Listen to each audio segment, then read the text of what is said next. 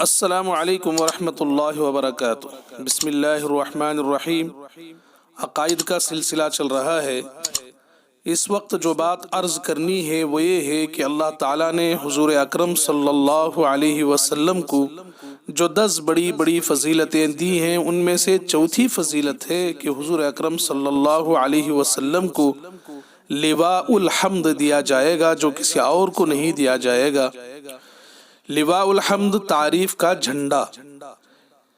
محدثین نے لکھا ہے کہ لواء جھنڈے کو کہتے ہیں، اور عرب حضرات کسی بھی چیز کی شہرت کے لیے جھنڈے کا استعمال کرتے تھے، تو اس لحاظ سے لواء الحمد کا مطلب یہ نکلا کہ قیامت کے دن اللہ کے نبی صلی اللہ علیہ وسلم تعریف میں مشہور ہوں گے، اللہ کی تعریف کرنے میں مشہور ہوں گے۔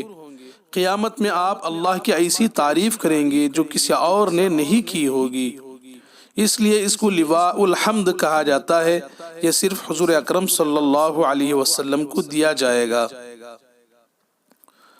حضرت انس رضی اللہ عنہ کی روایت ہے ترمذی شریف میں، عن انس بن مالک رضی اللہ عنہ قال قال رسول اللہ صلی اللہ علیہ وسلم انا اول الناس خروجا اذا بعثوا وانا خطیبهم اذا وفدوا وانا مبشرهم اذا ایسوا لواء الحمد يومئذ بيدي وانا اکرم ولد آدم على ربي ولا فخر۔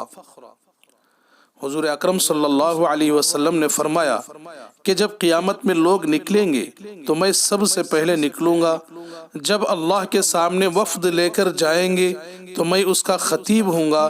جب لوگ مایوس ہو جائیں گے تو میں ان کو خوشخبری دینے والا ہوں گا۔ اس دن حمد کا جھنڈا میرے ہاتھ میں ہوگا۔ میں اللہ کے سامنے اولاد آدم میں سے سب سے زیادہ مکرم ہوں گا، لیکن اس میں مجھے کوئی فخر نہیں ہے۔ بعض احادیث میں آتا ہے کہ آپ علیہ السلام نے فرمایا کہ میں اللہ تعالیٰ کی اس دن اتنی تعریف کروں گا کہ اتنی تعریف اس سے پہلے بھی نہ کی گئی ہوگی اور نہ بعد بھی کی جائے گی۔ تو اس حدیث میں صاف صاف ہے کہ قیامت میں حمد کا جھنڈا میرے ہاتھ میں ہوگا۔ تو اس سے معلوم ہوا یہ آپ علیہ السلام کی خصوصیت ہے، یہ آپ علیہ السلام کا شرف ہے کہ اللہ تعالیٰ کی اتنی تعریف آپ علیہ السلام فرمائیں گے۔ آج بس اتنا ہی۔ درخواست ہے کہ عقائد کے سلسلے کو بچے تک پہنچایا جائے، سنایا جائے، تاکہ امت اپنے عقائد میں مضبوط ہو۔ امت کا عقائد میں مضبوط ہونا سب چیزوں سے بڑھ کر ہے، ساری دولتوں سے بڑھ کر ہے۔ اس واسطے عقائد میں محنت کرنے کی زیادہ ضرورت ہے۔ سننے والے احباب سے گزارش ہے کہ سننے کے بعد اس میں کوئی کمی اور کوتاہی ہو، اصلاح کی کوئی بات ہو تو ضرور تبصرہ فرمائیں، ضرور نیچے کمنٹ باکس میں لکھیں۔ آپ کا شکر گزار ہوں گا۔ اللہ تعالیٰ سے دعا ہے کہ اللہ تعالیٰ اپنے عقائد کو مضبوط کرنے کی توفیق نصیب فرمائے۔